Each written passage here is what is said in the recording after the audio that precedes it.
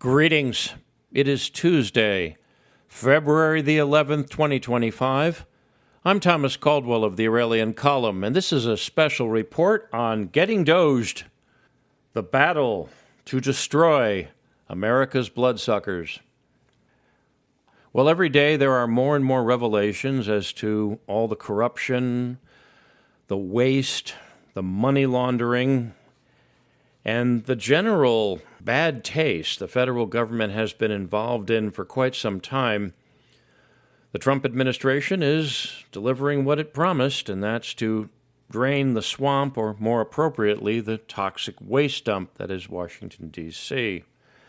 Now, it's important to understand something, that this is effectively either a second American Revolution or a uprising done from within the government. I wouldn't call it a civil war. Hopefully that'll never happen.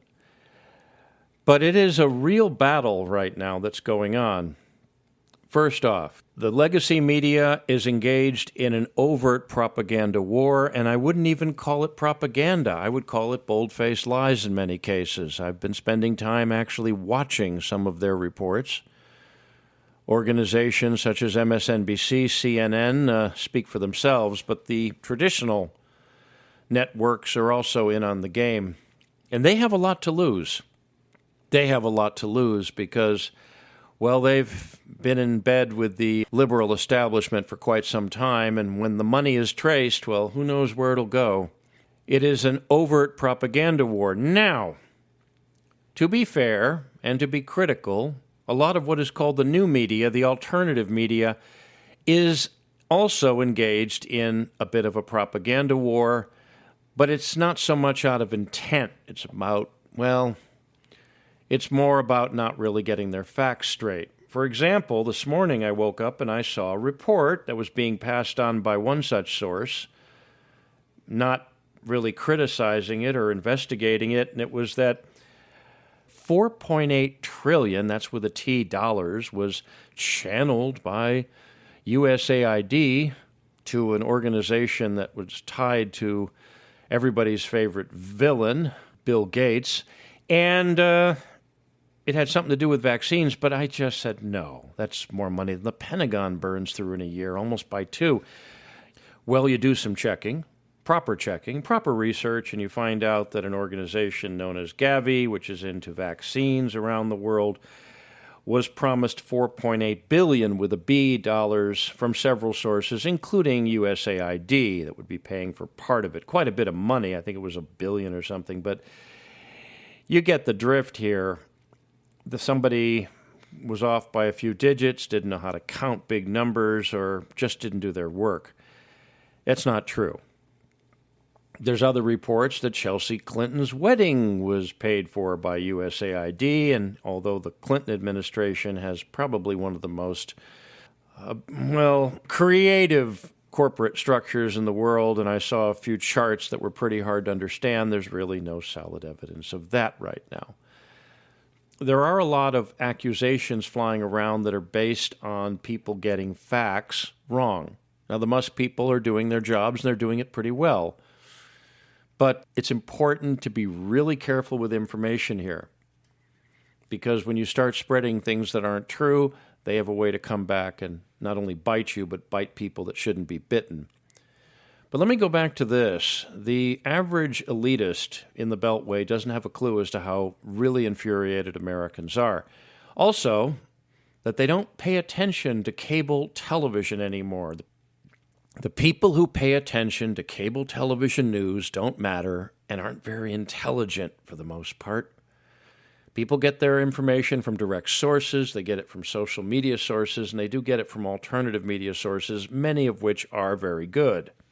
They don't believe the government, and they're infuriated, especially given what they've been through for the last several years. People that have lost their businesses because of COVID found out that Dr. Fauci has his own display at the National Institute of Health. That's not a building you just wander into, by the way. That's just something in the hallway or what have you that costs, $150,000 or something like that? That's a pretty good salary for a guy with a family. That, by the way, has been canceled, which is a nice thing. But there's an awful lot of waste, an awful lot of corruption.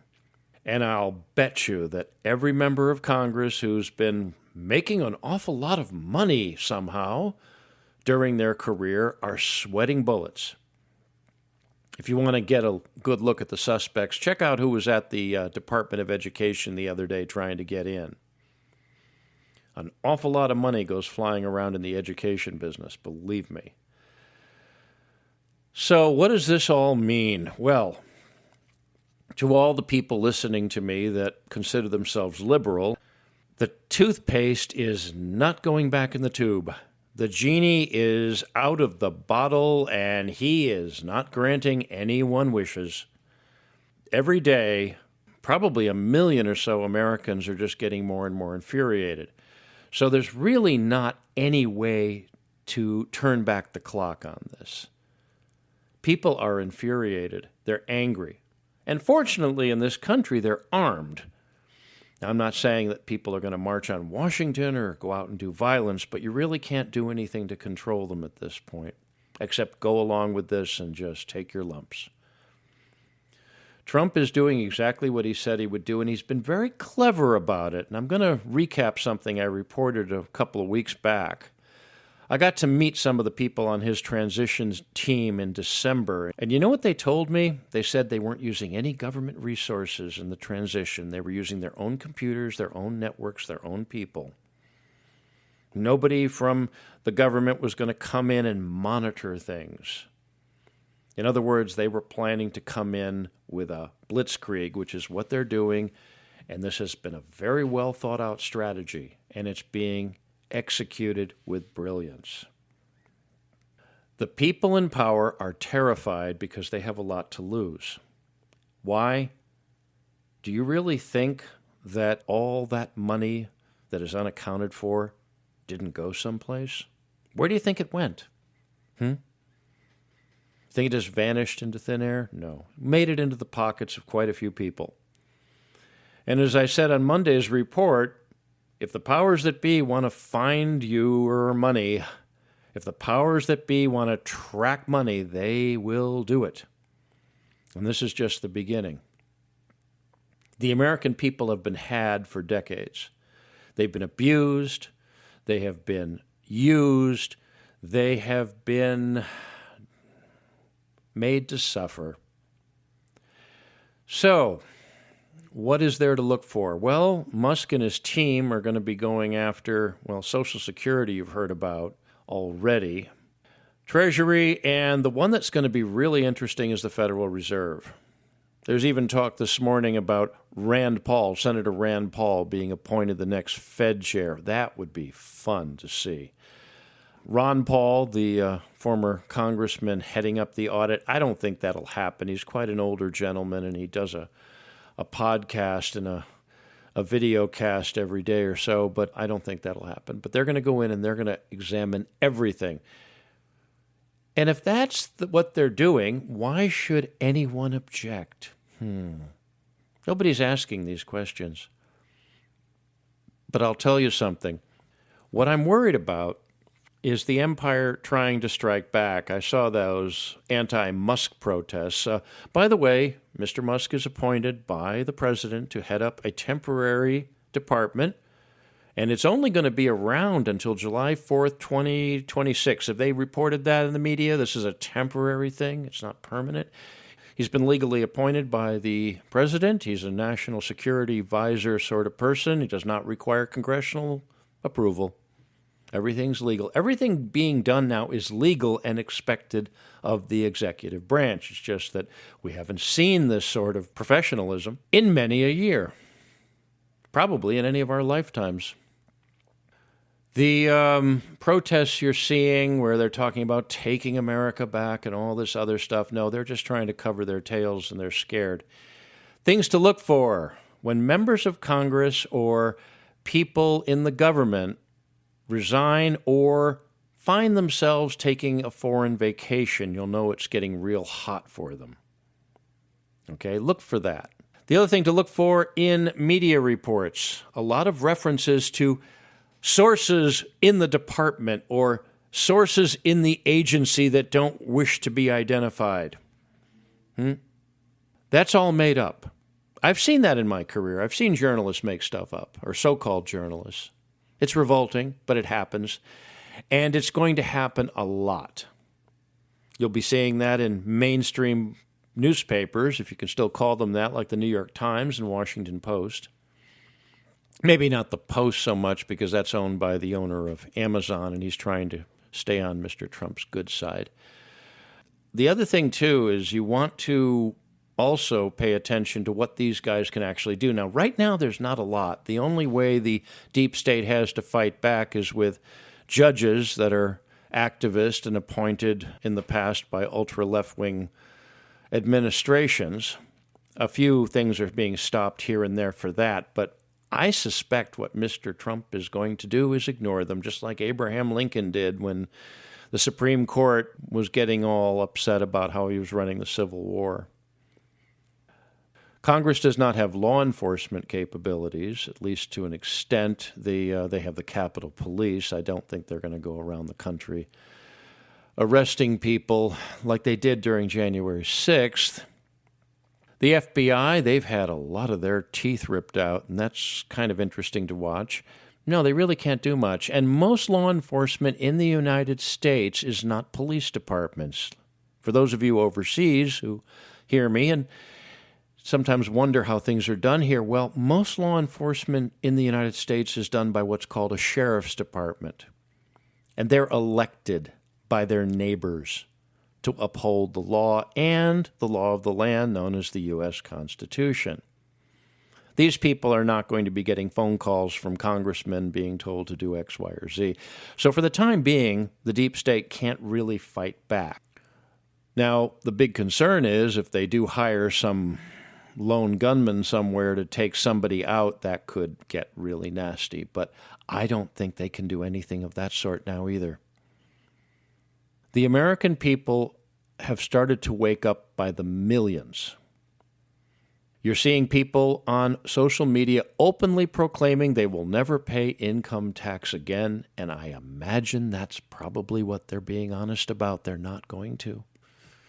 The IRS right now is probably going to be just as investigated. It's been known for a long time that if a president or someone in an administration wants to get somebody, they call up the IRS and say, go after them and make their life miserable. The power to tax is the power to destroy, which is why the Founding Fathers did not like direct taxation of the kind that the income tax is. And somebody who has so little money and has to pay so much tax, I think they're just going to throw up their hands and say, come and get me. And you know what?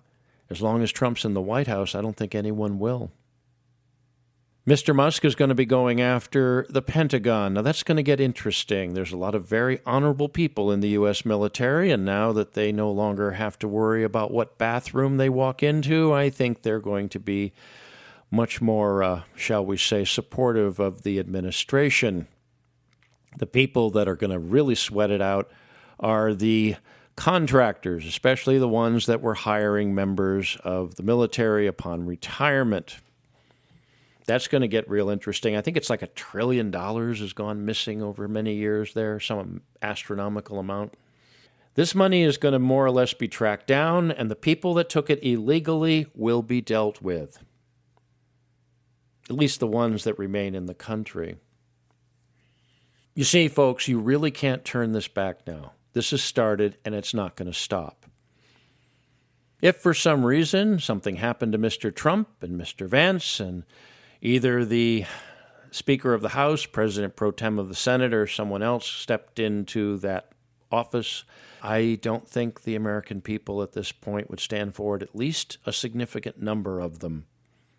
And for those in Europe who hear me, this is why we keep our firearms in this country. So what's happened to you is not going to happen to us. I think law enforcement in the United States are relieved at what's going on because they pay taxes too, and they take a hell of a risk.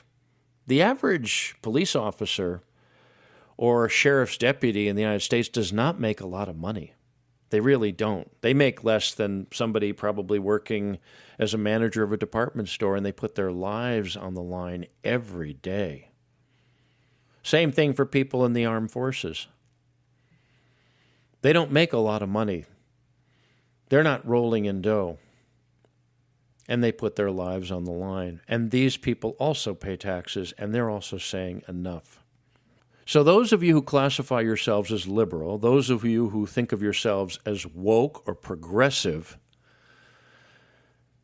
and still have not woken up to what's going on, well, you really can't do anything at this point.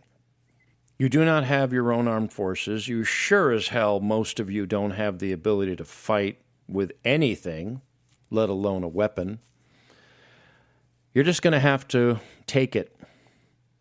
And if you're smart, you're going to open your eyes, quite possibly for the first time in your life. Yes, the Second American Revolution is on, people. Let's hope it's over quickly, and let's hope it stays peaceful. That would be good. That would be a real example to the world. Because Americans, at the end of the day, what we want to do is just go back to our families, our lives, and live in security, prosperity, and peace. That's it for today. If you appreciate my work, please like, subscribe, and share. Share with your friends, and especially these days, share with your enemies. I can be reached at feedback@aureliancolumn.com. That's feedback@aureliancolumn.com. I'm up on X. My handle there is MICCAMPEN, MICCAMPEN. And this podcast originates at Substack. The address there is aureliancolumn.substack.com. Until we meet again, be good, be safe, be vigilant, and remember, Clown World and the Deep State must be destroyed. Good day,